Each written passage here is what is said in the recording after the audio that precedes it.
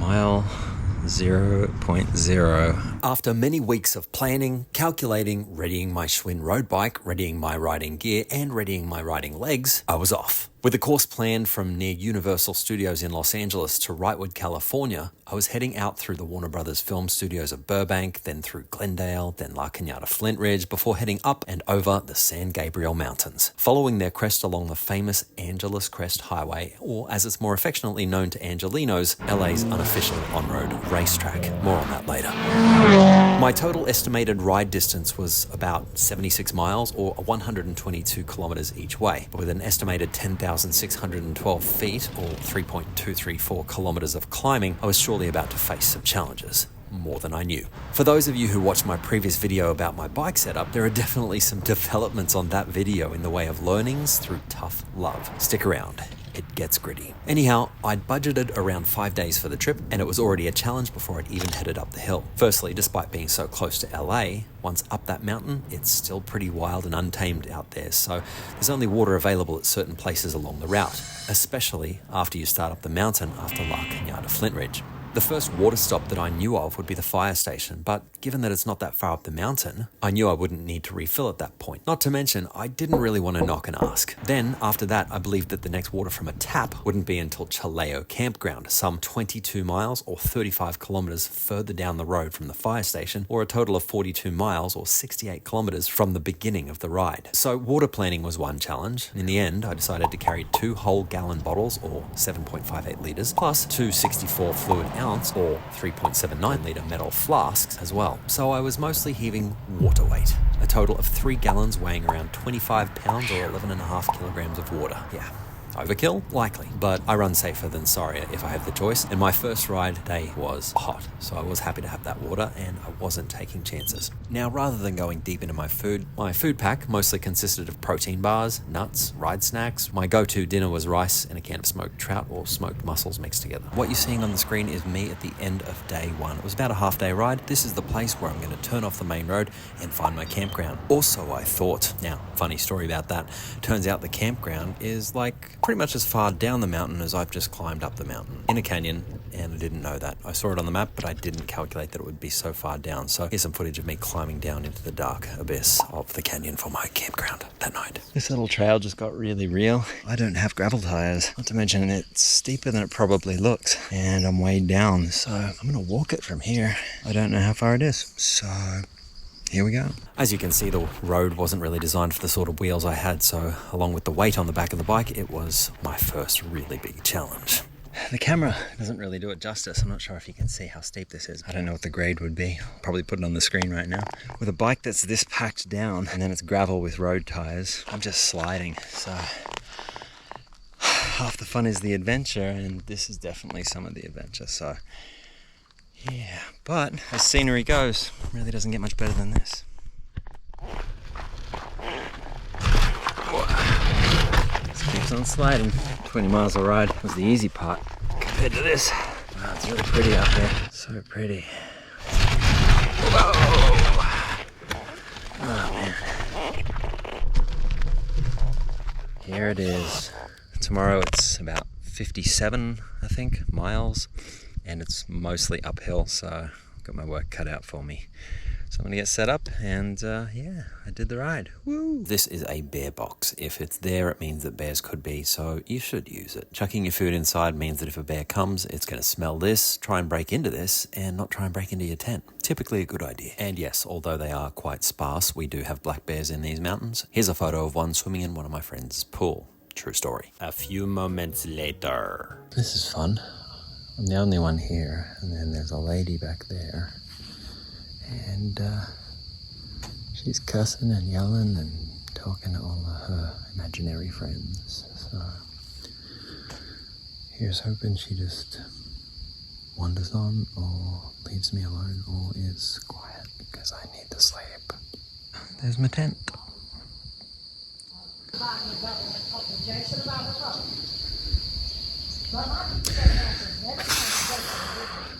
Hopefully it's not a long night. Anyway, I'm gathering sticks for my little stove. So all these tiny little twigs are actually the fuel that I need. So much crazy.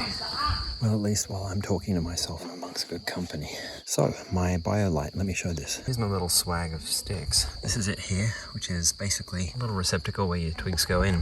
But then this is a battery that you can use to charge things, I believe. And that battery there lasts for ages. So it's actually got a fan, creates a little vortex inside. It burns very efficiently with very little smoke. Look at that thing roast. You see the vortex there, it just directs all the heat straight into the bottom of this. I only started this about maybe 2 minutes ago, and you can already see the bubbles forming. So BioLite, they're not the lightest, but they are one of the coolest. At least I think so. So my dinner is macaroni noodles, smoked trout fillets, and then I just drop a hard-boiled egg in there and mush it all up. So yeah, super simple but really tasty. I really hope that she sleeps tonight, because if this goes all night, I didn't bring earplugs. Didn't sleep well last night either, so So that night I did end up getting some sleep, but I would wake up and still hear her making lots of noise, but somehow I managed to sleep through it, so that was a blessing. The next morning, woke up to sunrise and was out of there promptly, packed down quickly and made my way up the daunting and gruesome, very steep 1 kilometre of hill, which somehow seemed steeper on the way up, unsurprisingly. Very steep. Oh my god, this is insane. Why does it get so steep right at the end? Oh my god. Very steep, very loose gravel, very heavy bike. Oh, here we go. Yes. And from here, I should be able to pedal. Eventually, I did make it to the end of the dirt track, got on the bike, and started the ride. So from here, you'll start to see why I said I'm riding on a racetrack. I'll try and snap some pics of some fancy cars going fast. Now, all this heavy traffic you see coming in the opposite direction is because this is one of the shortcut routes from Palmdale down to Los Angeles. You'll notice here I abridged the footage so you don't have to sit through the arduous slow-moving bicycle pedaling that I did.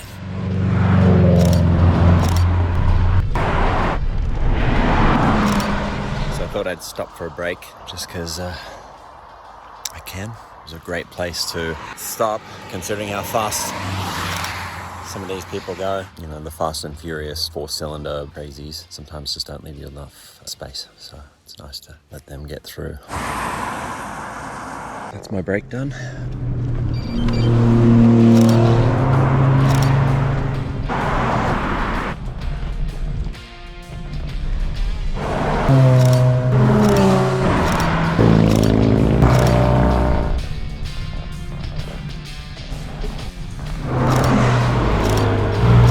Taking another break.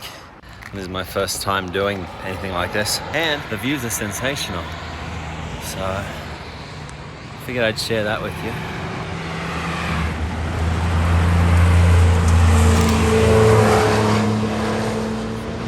Los Angeles, or La Cañada Flint Ridge, up to here. I think it's like a 2,000-foot climb. There's other climbs, but once that one's done, then I'll feel like I've achieved something, and then on to the next. So here we go again. As I was going past one of the rest stops, there was one of the Fast and Furious 4-cylinder kind of guys. He yells out, "You got this!" A bit more pep in my step. Really is the small things, huh?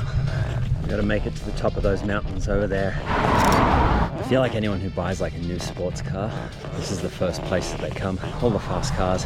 Los Angeles's motorsport playground.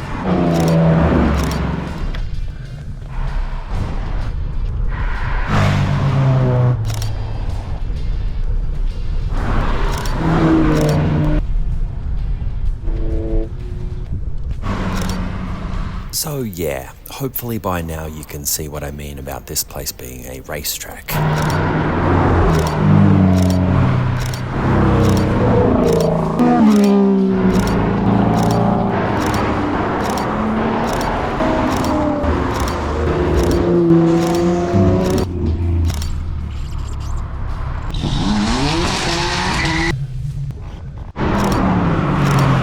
At this point, I finally arrived at the top of what was a kind of plateau. It wasn't the end of all of the climbing, but I decided I'd stop, take a break, and look at this beautiful scenery.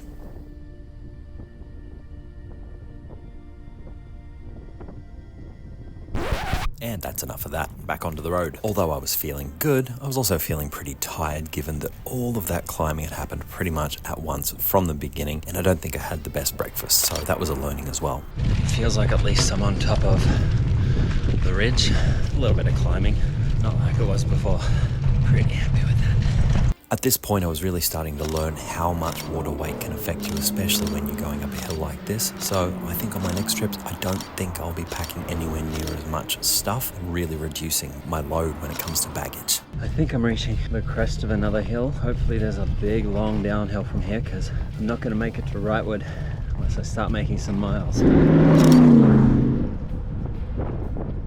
At this point, I'd been riding for about 3 hours, still had a few hours to go with around 11.6 miles from here till Chileo Campground, which was the next water refill station. And we're back on the uphill. Little did I know things were about to get hairy. Well, spiky. There it is. Famous goat heads. Referred to as the bindi, or the Tribulus terrestrius, this seed of the puncture vine is also known hatefully as a goat head, and they are the scourge of bicycle travelers all across the western United States. So what's worse than one puncture? I bet you said two. I have three.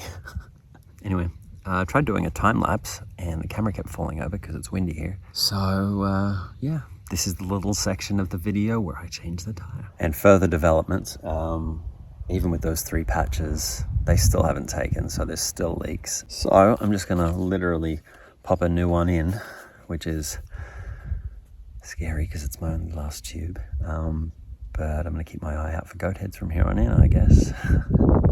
So before I went putting the tube back in, I thought I'd check the tire, and this is a worn off goat head, just sticking through. See that little spike there? So I'm glad I caught that, or it would have been death to the new tube. So alright, I feel like that was about an hour, and the fun part is that I just looked in my front tire and I think there is goat head in there as well. It was at this moment that he knew he f***ed up. But it's holding pressure, so I'll have to wait and see, because all I have is a few puncture repair patches and no spare tube anymore. Anyway, back on the road. On the positive side, I can enjoy this beautiful view as I ride along this very peaceful country road in the middle of nowhere.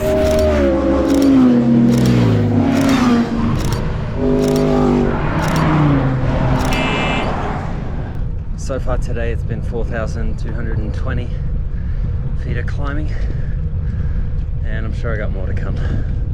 And of course, if you've ever done anything like this, there is nothing sweeter than a long, rolling downhill where you don't have to pedal after 4,000 feet of climbing. Really is a racetrack out here. Even got the event lights.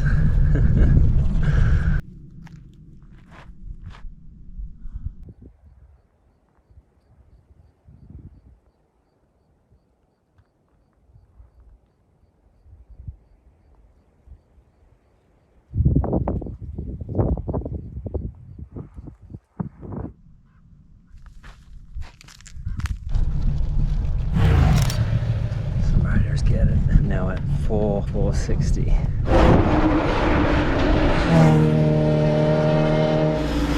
And at this point I was starting to fade, which was really handy because there was an epic downhill.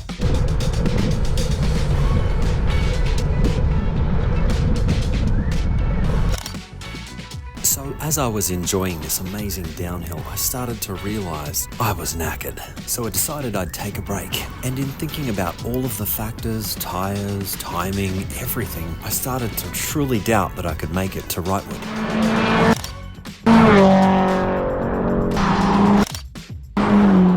Today, I was going to hit Wrightwood, that was the goal. But I've done 24.3 miles, almost 5,000 feet of climbing. It's 2:30 in the afternoon, and I have physically hit a wall. No amount of protein bars or excessive amounts of water is going to rival what I'm feeling. So I'm basically going to hit the campground that's right in front of me called Chilao, or Chileo, depending how you say it. But I'm going to set up tent there, and at 2:33 that means I got a nice afternoon of just chilling out. Alright. I think this one looks perfect. So I got set up, I'm in the tent, and I'm spanked. So I'm just gonna probably sleep, set an alarm for dinner. So I had a little rest and the sun's setting back there. It's quite cool. I'm cooking my dinner and I'm actually going to redirect tomorrow. So I'm not actually going to do the rightward trip. I'm going to leave that for another time. This was a fantastic training trip because I am knocked out. But yeah, it was a really good way to learn about bike touring and about myself, biting off more than I can chew and expecting to do it in time that can't be done. Yeah, so realistic expectations and just dipping the toes. Also, camp mugs. If anyone's got any tough, keep it for life kind of cups, let me know in the comments below. It's bedtime. Tomorrow is 20% of the climbing that I did today, if that. So it's mostly downhill. I'll be driven on by the thought of a hot shower and my own bed.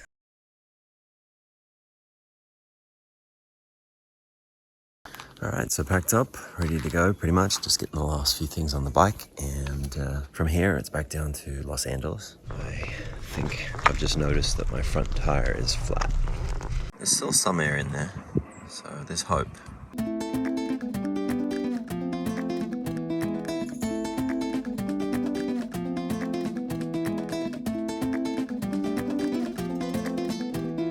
Okay, well, good thing I had half a canister from yesterday. It's very fortuitous. I just can't explain how perfect that is. So now I just need to get down to the bottom of the hill with what air I have left and find a way to fix it. Wow. That's pretty cool.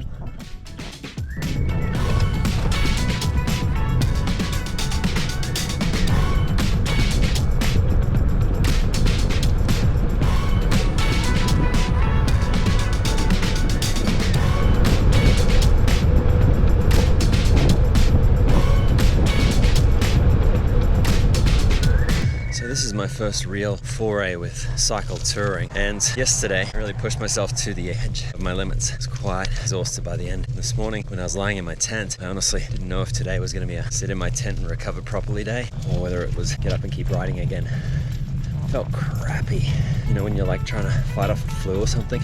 Anyway, more climbing.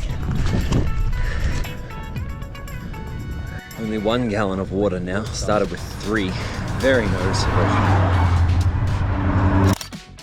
That looks like a crest. On the other side of a crest is the drop.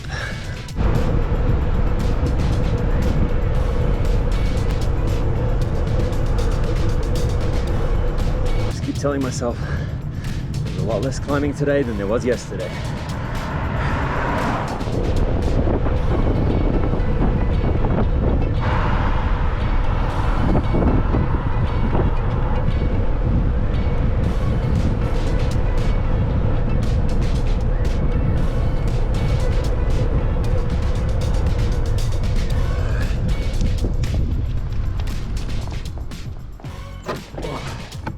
And I'm about to enter some really thick fog, so I'm just going to make sure the lights are on.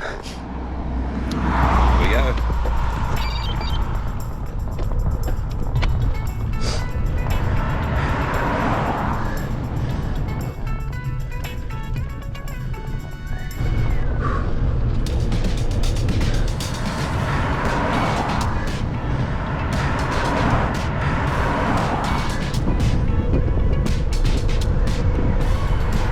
I guess one of the good things about poor visibility is I don't know how much climbing is ahead of me.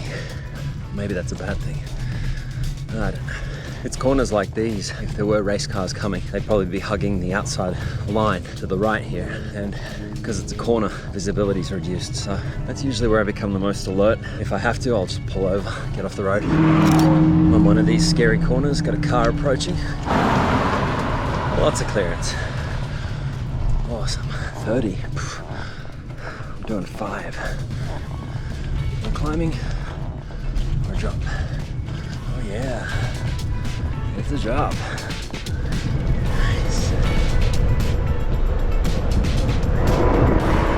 Just got absolutely showered with pebbles. Those Caltrans trucks, they drive them as if they're a fast 4. There it is, Mount Wilson turnoff, 20 miles to Glendale.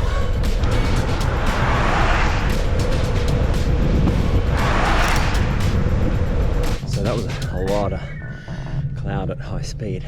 I'm not sure if you can see it, but my glasses are absolutely covered in droplets. We've got a little bit more climbing up this hill.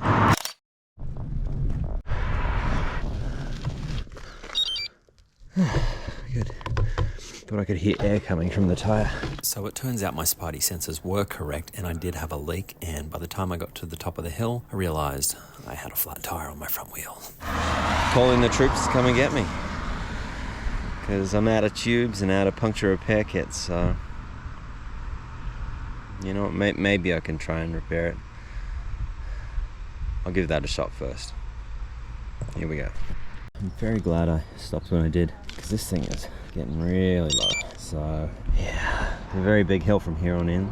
It'd be stupid to take it on without attending to this. Here's me with a flat tube, and out of nowhere rides Glenn, and he basically is paying it forward. He's thrown down a spare tube and he's basically told me to pass it on, so I'm definitely going to be carrying spare tubes into the future. And he was just saying that he basically got stuck and somebody else got him out of the mud, so he's paying it on, and now I'm going to pay it on as well. You know, it's crazy, this whole ride I was thinking, like, you know, you're always protected, there's always someone out there taking care of you, looking out for you, and it's one of these things where if you think you'll be fine in life, you probably will be. But if you don't think you're going to be fine, you probably won't be. And the moment I got here, I thought, you know what do I do? Do I call it in? Do I attempt to patch and use glue in this kind of misty micro rain, which is, I'm literally in a cloud right now, so the glue probably wouldn't have taken. I can't repair the tube. And then instead, along comes Glenn, gives me a tube, and I'll be off and racing again. Albeit, I will have to hand pump to about 100 psi, so there's still that challenge ahead, but it's all about the challenge, huh? So, onwards. I'm not sure if you can see them, but these little goat head spikes, they are designed to pop tires. Pulled a couple of them out of the front tire so far.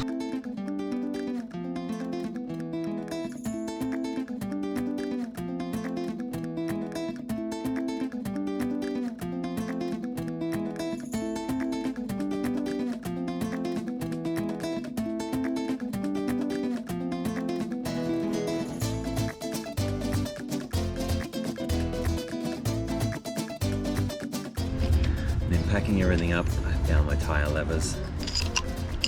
Put them in there. Stupid. Anyway.